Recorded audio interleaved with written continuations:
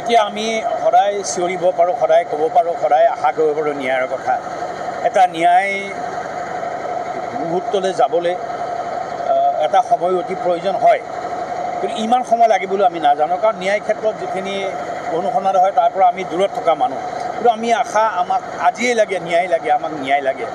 আৰু মোৰ বিশ্বাস দুদিন দেৰি হৈছে, যদি শুদ্ধ ন্যায় হয়, শুদ্ধ এটা উত্তৰ ওলায়, আমি অপেক্ষা কৰিম। আৰু মানুহ অধৈৰ্য হৈ গৈছে, কাৰণ জুবিনৰ মৃত্যুৱে সকলোৰে মনত এটা সাংঘাতিক ধৰণৰ মানে দুশ্চিন্তা এৰি থৈ গ'ল।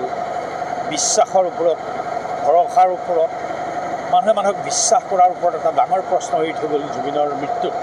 আৰু মই বিচাৰোঁ সংশ্লিষ্ট যিসকলে জুবিনৰ ন্যায় হকে কাম কৰি আছে, তেওঁলোকে অতি সোনকালে, যিমান পাৰে সোনকালে অসমৰ ৰাইজৰ বুকুখন হাত পেলাওক, তাৰেই কামনা কৰিছোঁ। অসমৰ ৰাইজ উত্তেজিত হৈ আছে, অসমৰ ৰাইজে অধীৰ আগ্ৰহেৰে ৰৈ আছে।